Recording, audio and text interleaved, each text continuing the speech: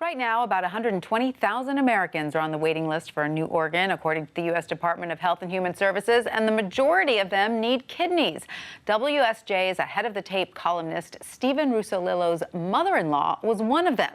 And then Stephen found out he was a match. Joining us now with his story is Stephen Russolillo. Welcome, Stephen. So great to see you. Thanks so much for having me. So you were a newlywed. Yes. When you donated a kidney to your mother-in-law. Can you back us up a little bit and tell us how this came about? Yeah. So, first of all, this has just been one amazing journey, and thank you so much for having me here to talk about it. But it's really something that, so my wife, Shelly's mom, has been sick for a long time, and really for more than 3 years now, they had been searching to try to find a donor. And it's one of those things where finding a donor is not easy. And then finding someone that can actually qualify to be a donor is even harder. And so... Did you ever suspect that you were a match? Well, first of all, I didn't even know that it was possible for a living person to donate an organ. So when I was learning about this very early in the process, it was just fascinating to me that it could even be an option. So throughout the whole time, it was just incredible that we had so many people step up.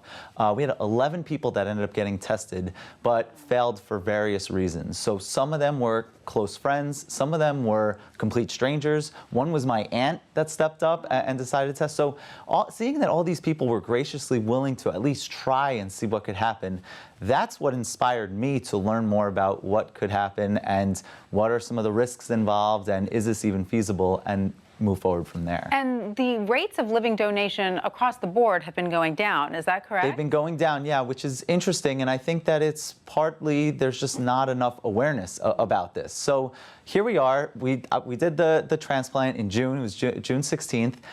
My recovery time was about 1 month. That was the most difficult part of it. But take us to the day, I mean, were you at all scared? This is an operation, correct? Yeah, so of course there are some jitters that are involved in it for sure. Sure. But really, after doing so much of the research and talking to the surgeons and the doctors and everything, it really ultimately is a low risk and very high reward thing to do. Right. And so and this just happened 3 weeks after your wedding, so you must have been very emotional. Yeah, so actually it's interesting, we tried to keep it somewhat quiet beforehand.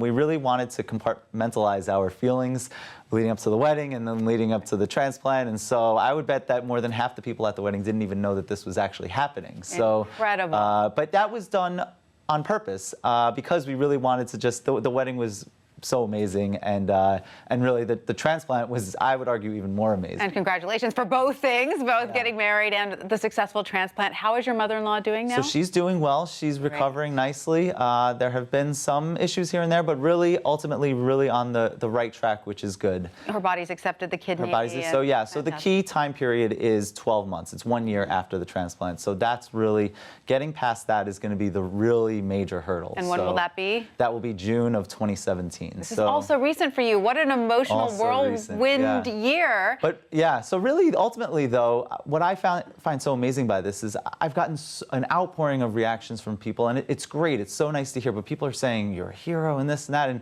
And really, I view it as, I just did something that I was capable of doing. Right. And there are so many people out there that could do this. And, as you mentioned, those stats at the top of the segment, 120,000 people need an organ. 4,000 people last year died waiting for a new kidney. And most people are relying on relatives these days, correct? Right. But it's one of those things where it was not a huge thing. I would argue was not a huge thing for me to do. I'm running the marathon. Yeah, I was going to say, you're running the marathon. Your mother-in-law will be cheering you on. How do you feel? I feel fantastic. I feel excellent. I feel just like I felt before the transplant. And so I would really, I was so happy that we were able to do this, but the major point in writing the article was to just raise awareness that more people can do this sort of thing. And more people can feel just like I feel right now. I feel great. I'm ready to run a marathon. I'm ready to live the rest of my life. You feel great on so many levels, exactly. I'm sure. But what is involved in being a match? Yeah, so first you have to be the same blood type. Okay. Although there are these other networks there where you can basically donate